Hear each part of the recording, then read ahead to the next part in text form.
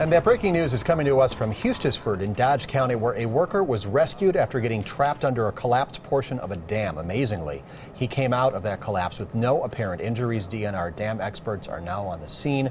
Officials say at this point there is no danger of that dam breaching. And let's take a live look from Dodge County this afternoon, where a news conference just about to get underway. Our Cody Holyoke is there. Let's listen in live.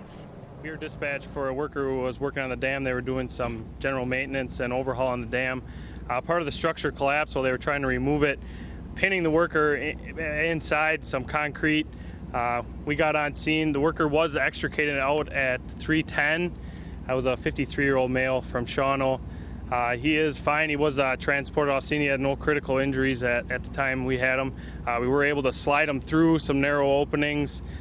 He was being held up by the barges they had to do the work, and they were just cutting some rebar, and the structure fell on top of him. He was not injured at all. Chief, could you kind of set the scene for us and let us know what kind of repair work was being done here and what kind of work these guys were doing? Basically, they were taking out some of the older dam to replace with new. I believe it's just due to the age and the weathering on the dam. They're basically replacing some of the key components of the dam. So. I'm not sure. It's still under investigation. They were just trying to remove it. They had removed other pieces similar without any complications or problems, so still under investigation. How long did it take to get the gentleman out? We got on scene about 2:27, and he was out at around 3:10, so about 40 minutes. Tell us a little bit about the difficulty of extricating him, of getting him from underneath all of this heavy cement that we see. Part of the problem was what he was on top of was a steel barge that was floating in the water, so there was a lot of movement. We also had to be concerned with part of the other structure of the dam moving and collapsing. We were able to shore it up, which took most of the time, to make sure that it couldn't collapse any farther, and then slide him out backwards without injuring him anymore. Is the dam structurally sound right now? At this time, yes. They have representatives from the DNR here, and the dam is structurally sound and operating as it should. Are you warning the residents here to not come in this area right now? What's going on with that? At this time, the area is quarantined off. The police are doing an investigation, and until they can figure out a way to get it out of there without harming the dam anymore, the residents are urged to stay away. What was the gentleman's mood? I mean, it sounded like from what you had said he had walked away from this. He was a little bit shooken up as expected, but once we got him out and assessed him, he was fine. Grateful to be alive for sure.